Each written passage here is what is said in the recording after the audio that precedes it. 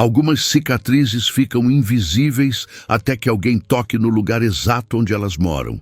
E então, como um eco que ressoa por corredores vazios de um tempo que não volta mais, elas despertam e sussurram histórias que pensávamos ter esquecido. Se essa sensação te tocou, siga para mais histórias como essa, dê um like se ressoou em você e comente abaixo o que esse eco desperta em seu coração.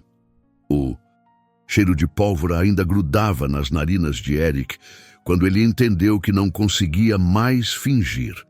Era outubro de 1939 e a chuva fina que caía sobre a floresta francesa parecia lavar mais que a lama das botas. Parecia tentar limpar algo que tinha se instalado na alma dele, algo sujo e pesado que ele não conseguia nomear. Ele parou no meio da trilha enlameada, ignorando os gritos do sargento Weber que ecoavam entre as árvores. As mãos tremiam, não de frio, embora o outono estivesse chegando com aquela umidade que penetra os ossos, mas de uma percepção que crescia dentro dele como uma febre silenciosa.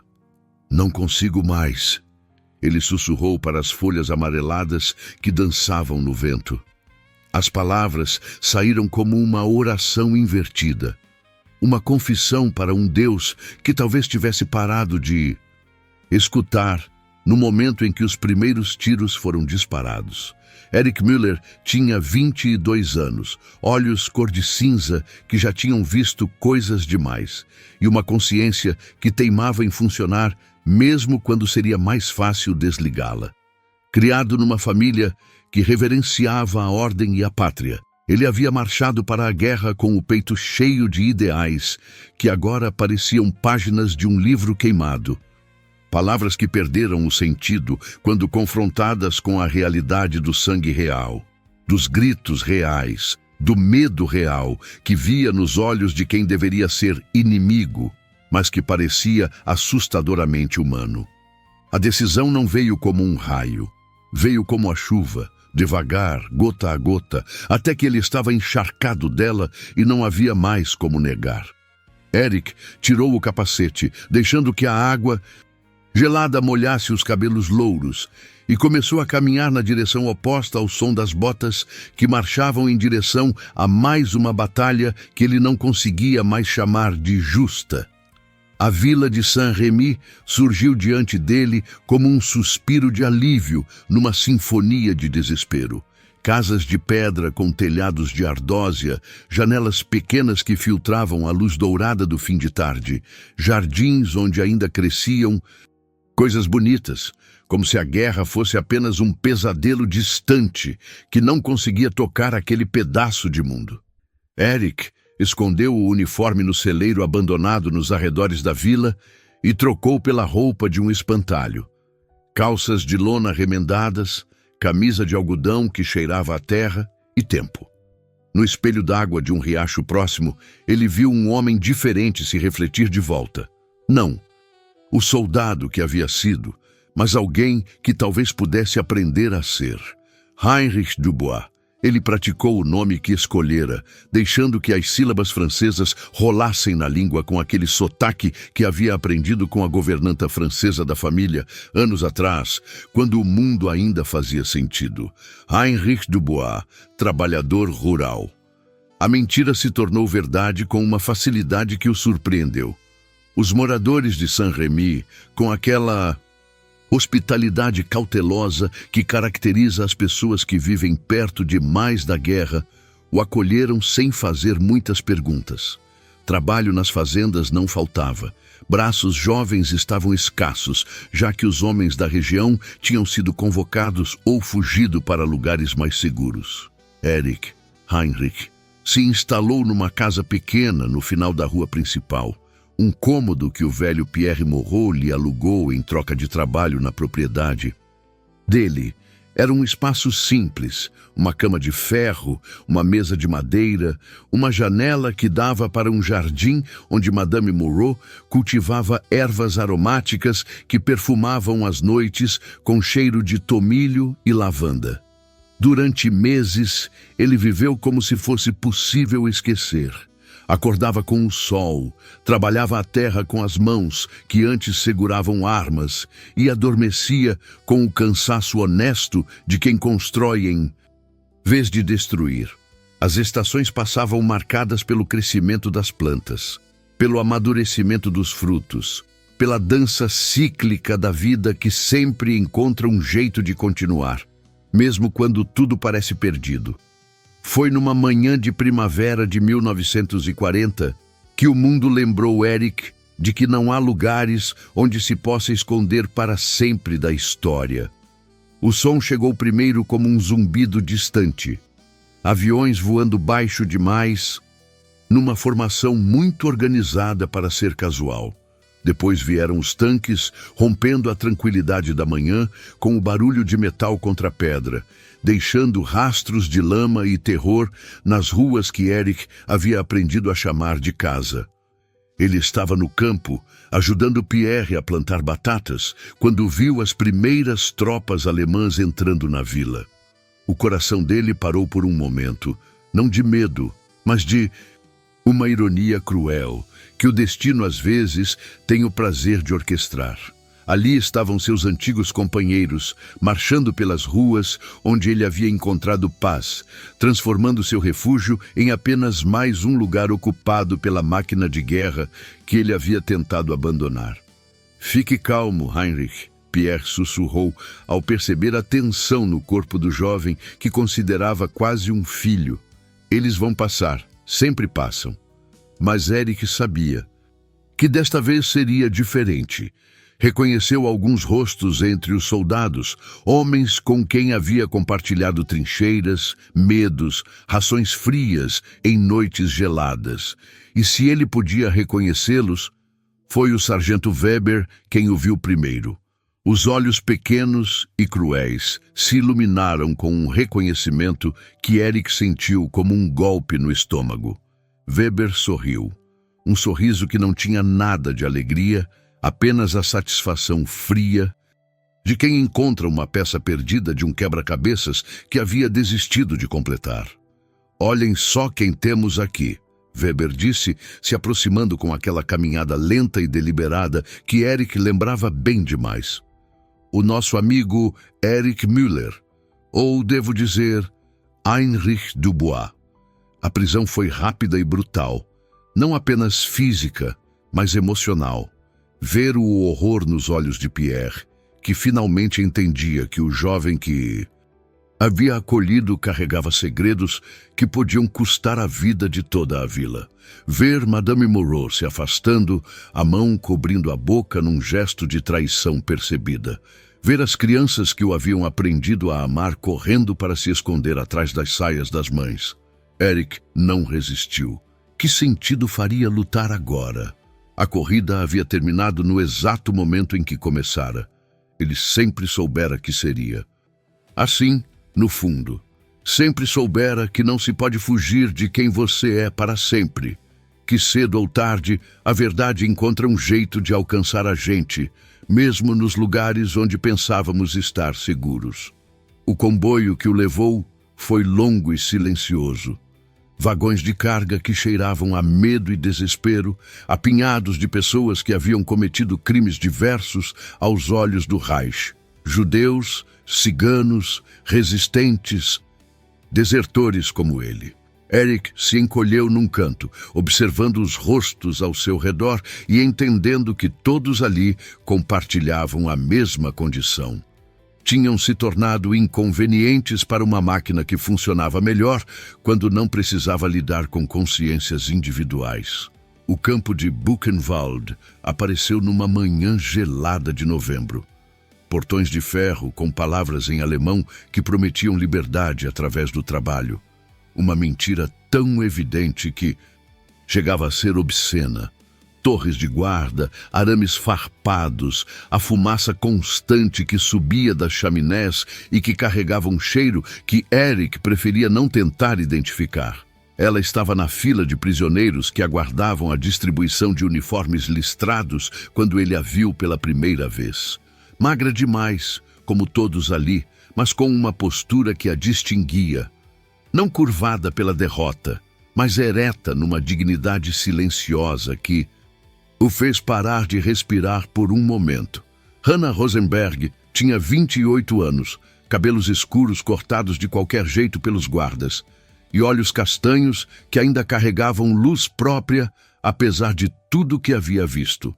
Ela havia sido professora em Berlim antes que as leis raciais transformassem sua existência numa série de proibições. Proibida de ensinar, de frequentar bibliotecas, de caminhar por certas ruas, de existir da maneira como havia aprendido a existir.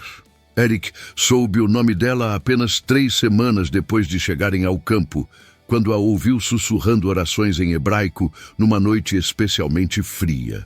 Não eram orações de desespero. Havia algo nelas que soava como resistência, como se cada palavra fosse um ato de rebelião contra quem tentava apagar não apenas sua vida, mas sua identidade. Eles se falaram pela primeira vez numa manhã quando foram designados para o mesmo grupo de trabalho. Carregar pedras de um lugar para outro, numa tarefa absolutamente inútil que servia apenas para quebrar corpos e espíritos.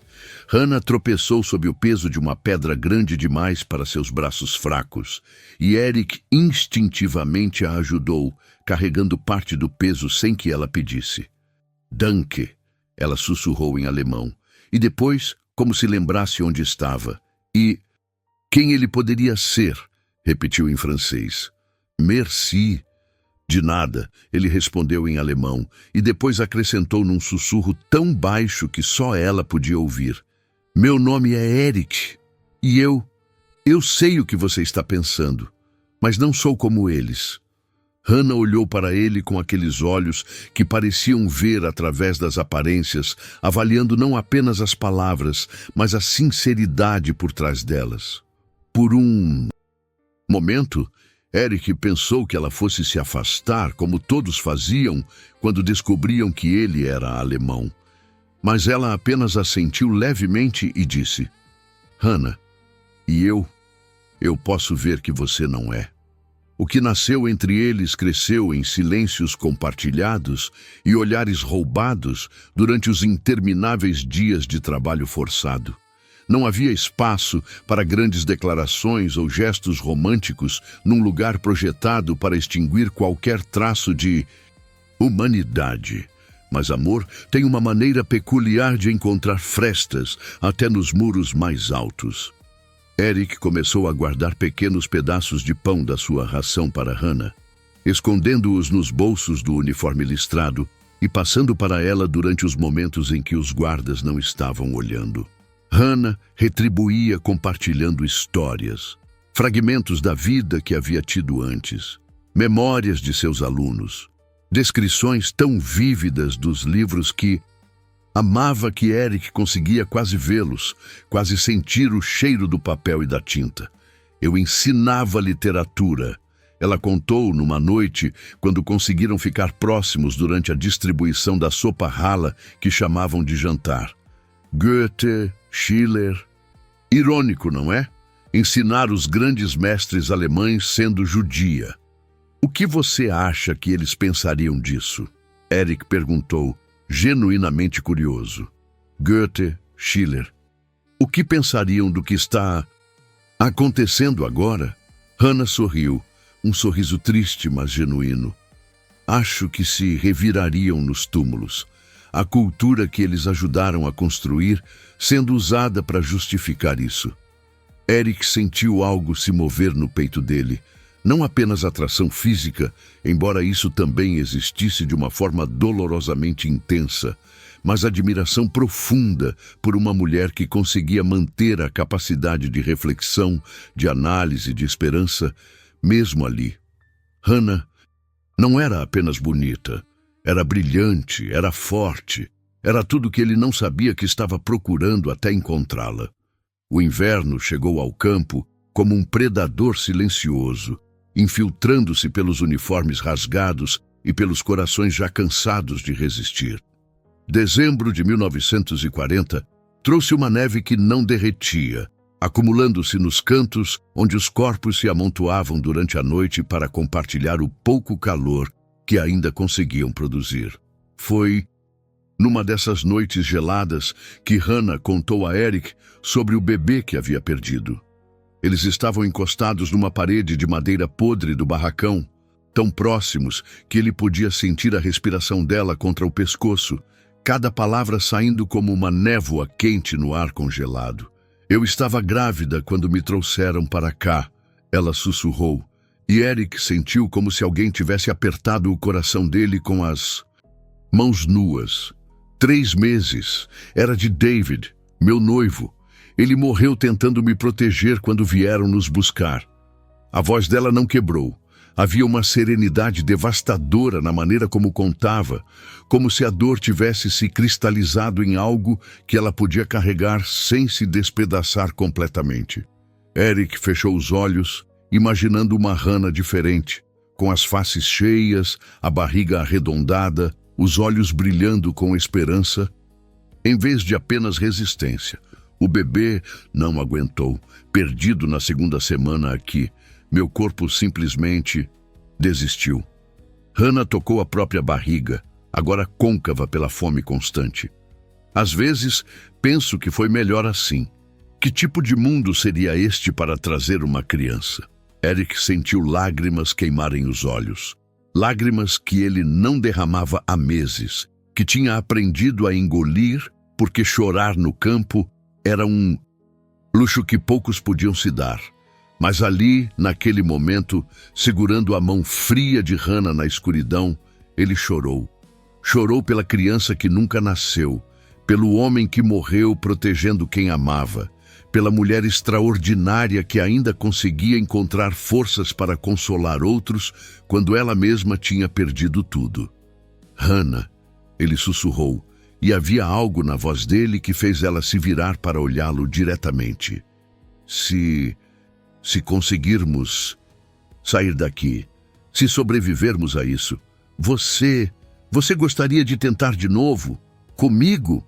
Era uma pergunta impossível num lugar impossível, mas Hannah sorriu. O primeiro sorriso verdadeiro que ele via dela desde que chegara. Eric Müller, ela disse, e havia algo brincalhão na voz, algo que lembrava a professora que ela havia sido. Você está me pedindo em casamento num campo de concentração? Acho que sim, ele respondeu, surpreendendo a si mesmo. É o lugar mais improvável do mundo, mas talvez seja exatamente por isso que faz sentido. Aqui, agora, sem nada além da verdade entre nós. A primavera de 1941 trouxe uma reviravolta que nenhum dos dois esperava. Hannah começou a passar mal de manhã. Não a doença da fome que todos conheciam, mas algo diferente. Uma náusea acompanhada de uma sensibilidade estranha a certos cheiros. Ela tentou esconder por semanas, mas Eric conhecia cada expressão do rosto dela, cada mudança no ritmo da respiração. Não é possível, ela murmurou quando ele a confrontou, depois de vê-la vomitar discreta atrás do barracão pela 3ª manhã seguida. Não aqui, não agora. Meu corpo mal consegue me manter viva como poderia. Mas os sinais eram inegáveis. De alguma forma, contra todas as probabilidades médicas e biológicas, a vida havia encontrado um jeito de se manifestar no lugar mais hostil à sua existência. Hannah estava grávida do filho de Eric, um bebê concebido em momentos roubados de ternura numa realidade que deveria ter tornado qualquer tipo de amor impossível. Como vamos proteger uma criança aqui? Hannah perguntou, e pela primeira vez desde que se conheceram, Eric viu medo real nos olhos dela. Não medo de morrer. Isso ela já havia superado, mas medo de trazer uma vida ao mundo apenas para vê-la ser extinguida. Vamos encontrar um jeito, Eric disse, e havia uma determinação em sua voz que surpreendeu até ele mesmo. Vamos sair daqui, os 3. Foi então que ele começou a planejar algo que jamais havia considerado possível, uma fuga. Não apenas sua própria fuga, isso ele poderia ter tentado a qualquer momento, mas uma fuga que incluísse Hannah e agora a criança que ela carregava. A descoberta veio como um soco no estômago numa tarde de julho. Eric estava trabalhando próximo à cerca quando ouviu uma voz que fez o sangue gelar em suas veias. Uma voz que conhecia desde a infância, que tinha ouvido 1000 vezes chamando seu nome durante brincadeiras no jardim da casa familiar. Eric. Mein Gott. Eric. É você mesmo? Klaus Müller estava parado do outro lado da cerca, vestindo o uniforme de oficial da SS, com as insígnias que indicavam sua posição de comando no campo. 2 anos mais velho que Eric, Klaus sempre havia sido o filho favorito, o que seguiu todos os passos esperados, que abraçou a ideologia nazista com o fervor de um convertido que havia subido rapidamente na hierarquia militar. O mundo parou por um momento. Eric sentiu como se estivesse olhando através de um espelho quebrado, vendo uma versão de si mesmo que poderia ter sido se tivesse feito escolhas diferentes. Klaus estava mais gordo, bem alimentado, com a pele bronzeada de quem passava tempo ao ar livre por escolha, não por trabalho forçado. Mas eram os olhos que mais chocavam, vazios da humanidade que Eric lembrava, substituída por uma frieza que fazia o ar ao redor parecer mais gelado. Então é verdade, Klaus disse, se aproximando da cerca. Meu próprio irmão, um desertor, um traidor da pátria.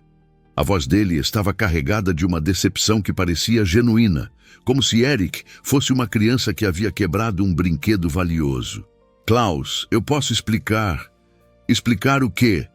Klaus interrompeu. Como você abandonou seu dever? Como você desonrou nossa família? Como você... Seus olhos se moveram pela figura magra de Eric, pelos uniformes listrados, pela evidência clara do que ele havia se tornado. Como você se rebaixou a viver como eles? Eric sentiu algo morrer dentro dele naquele momento.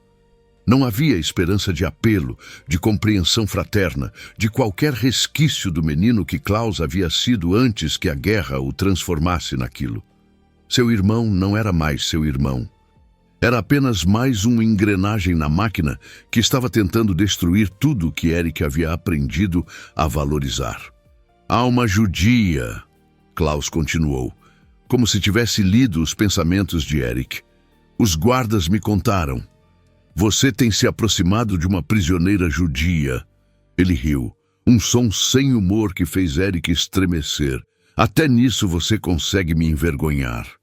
A partir daquele momento, a vida no campo se tornou um jogo de gato e rato, onde Eric sabia que estava perdendo. Klaus não o executou imediatamente. Isso seria simples demais. Em vez disso, começou uma campanha sutil de tortura psicológica, colocando Eric em grupos de trabalho cada vez mais perigosos, cortando ainda mais sua ração de comida e, pior de tudo, mantendo uma vigilância constante sobre sua interação com Hannah. Ele sabe sobre o bebê. Hannah sussurrou, numa noite quando conseguiram ficar próximos por alguns minutos. Não sei como, mas ele sabe. Vi no jeito como ele olha para mim. Eric sentiu um frio que não tinha nada a ver com a temperatura. Se Klaus sabia sobre a gravidez, então Hannah estava em perigo muito maior que qualquer um deles havia imaginado. Mulheres grávidas no campo raramente sobreviviam. Eram consideradas um desperdício de recursos, uma complicação desnecessária na maquinaria da morte. Temos que acelerar o plano de fuga, ele disse, mas mesmo enquanto falava, sabia que as chances tinham diminuído drasticamente. A vigilância havia triplicado e Klaus parecia saber exatamente quando e onde Eric estaria a cada momento do dia. Foi Hannah quem teve a ideia mais ousada. E se usássemos o próprio Klaus? Ela sugeriu numa conversa sussurrada, enquanto carregavam pedras sob o sol escaldante de agosto. Você disse que vocês eram próximos quando crianças. Deve haver algo nele que ainda lembra quem você é. Hannah, você não entende. Ele não é mais a pessoa que eu conhecia. A guerra, essa ideologia, mudou ele completamente. Ou talvez, ela disse, olhando diretamente nos olhos dele, ele esteja apenas tentando sobreviver também, do jeito dele. Talvez seja a hora de descobrir se ainda existe um irmão por baixo de todo esse uniforme. A confrontação aconteceu numa noite de setembro, quando Klaus apareceu sozinho no barracão onde Eric dormia. Não havia guardas com ele, não havia testemunhas. Apenas dois irmãos que não se falavam há quase 2 anos, separados por escolhas que pareciam ter criado um abismo intransponível entre eles. Você quer fugir? Klaus disse sem preâmbulos. Não era uma pergunta. Você e a judia. Achou que eu... Não sabia? Eric se levantou da palha úmida onde dormia, preparando-se para o que sabia que poderia ser sua última conversa. Klaus, Cale a boca e me escute, Klaus interrompeu, mas havia algo diferente na voz dele. Uma rachadura na frieza, como gelo que começa a derreter. Você tem ideia do que significa para mim ter um irmão aqui? Do que significa ter que decidir entre minha família e... meu dever? Por um momento, Eric viu um lampejo do menino que Klaus havia sido, o irmão mais velho que o protegia dos valentões na escola, que dividia chocolates escondidos, que sonhava em viajar pelo mundo e se tornar um explorador. Klaus, por favor, ela vai ter o bebê quando? Klaus perguntou abruptamente. A pergunta pegou Eric desprevenido. Ele hesitou, tentando decidir se mentir seria mais seguro, mas Klaus sempre conseguia detectar suas mentiras. Dezembro, talvez janeiro. Klaus ficou quieto por um longo momento, olhando pela pequena janela do barracão para a noite estrelada. Quando falou novamente, sua voz estava mais baixa, quase sussurrada. Há um transporte saindo na próxima semana. Prisioneiros sendo transferidos para um campo de trabalho na Áustria. Menos vigiado, melhores condições, teoricamente. Eric sentiu o coração acelerar. Teoricamente? Na realidade, metade dos transportes nunca chega ao destino. Problemas mecânicos, ataques de partisãs, acidentes. Klaus olhou diretamente para ele. Seria uma pena se 2 prisioneiros específicos aproveitassem um desses acidentes para desaparecer. Por que você faria isso? Klaus demorou para responder e quando o fez, havia uma vulnerabilidade em sua voz que Eric não ouvia há anos. Porque apesar de tudo, você ainda é meu irmão. E porque... Ele parou, como se as próximas palavras fossem difíceis demais de dizer. Porque às vezes, tarde da noite, eu me lembro de quem eu costumava ser. E essa pessoa não consegue deixar você morrer aqui. A fuga aconteceu numa manhã nebulosa de outubro, exatamente como Klaus havia planejado. O caminhão que transportava 40 prisioneiros para a suposta transferência quebrou numa estrada isolada nas montanhas, a apenas 20 quilômetros da fronteira suíça. Os guardas, seguindo instruções que acreditavam vir de seus superiores, se afastaram do veículo para inspecionar o motor, deixando uma janela de oportunidade que durou exatos 15 minutos. Hannah estava no 7º mês de gravidez, a barriga ainda pequena, mas visível sob o uniforme listrado. Eric a ajudou a sair pela parte de trás do caminhão, sussurrando palavras de encorajamento, enquanto eles se embrenham na floresta densa que cobria a encosta da montanha. Conseguimos, ele disse quando pararam para descansar numa clareira escondida, horas depois. Meu Deus, Hannah, conseguimos. Ela estava encostada no tronco de uma árvore centenária, as mãos protegendo a barriga, um sorriso que ele não via há meses iluminando o rosto magro. Nosso filho vai nascer livre, ela sussurrou. Livre, Eric.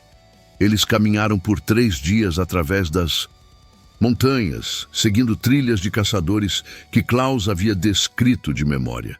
Eric caçava pequenos animais com armadilhas improvisadas. Hannah encontrava ervas e frutos silvestres que sua mãe havia lhe ensinado a identificar anos atrás. Era uma existência primitiva, mas carregada de uma liberdade que eles haviam esquecido que era possível. Na terceira noite, acampados numa caverna natural que os protegia do vento gelado da montanha, Hannah começou a sentir as primeiras contrações. Era cedo demais, 2 semanas, talvez 3, mas o corpo dela, enfraquecido pelos meses de privação, não conseguia mais sustentar a gravidez.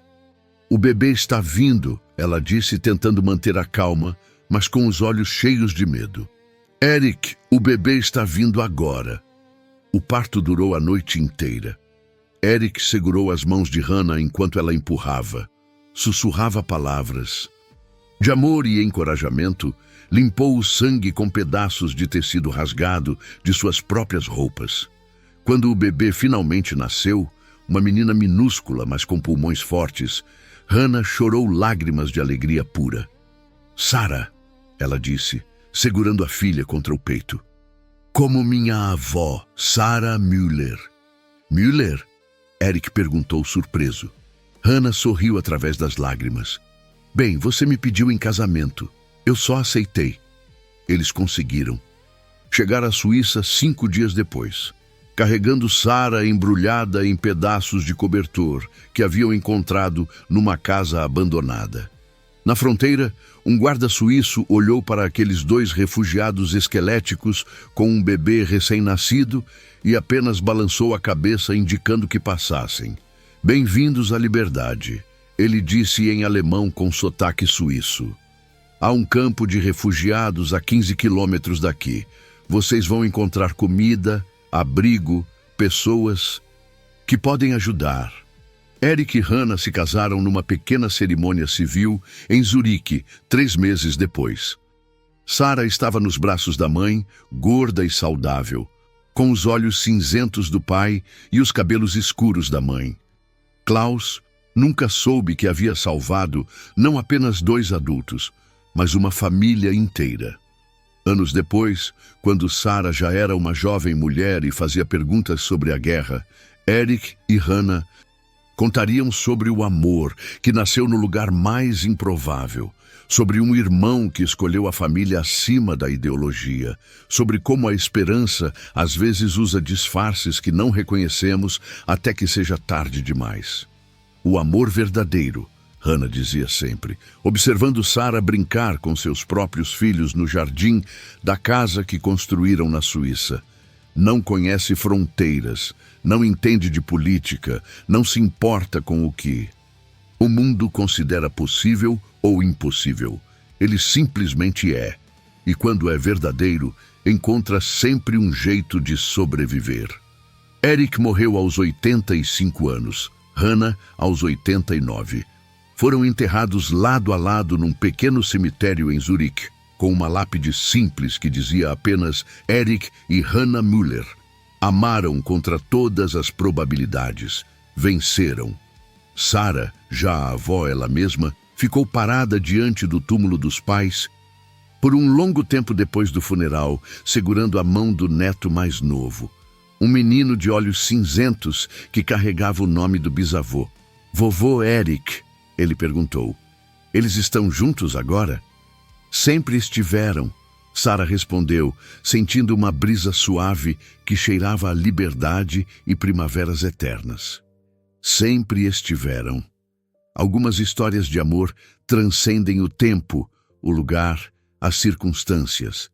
Algumas nascem em jardins floridos, sob céus estrelados, outras em trincheiras de guerra, e algumas, as mais poderosas, nascem no coração da escuridão absoluta, provando que a luz mais brilhante é aquela que consegue existir onde deveria ser impossível. Agora que compartilhamos esse caminho através da escuridão até a luz, imagine o que mais podemos desvendar juntas sobre os mistérios do amor que desafia o impossível. Inscreva-se para não perder o próximo sussurro de esperança. Compartilhe com aquela amiga que precisa acreditar que mesmo nas situações mais desesperadoras, o amor encontra um jeito. E me conte nos comentários: qual promessa de esperança essa história plantou em seu coração. Porque algumas conversas sobre milagres do amor são grandes demais para terminarem aqui. E tenho a sensação de que você e eu ainda temos muito a descobrir juntas sobre a força que move o mundo, mesmo quando tudo parece perdido.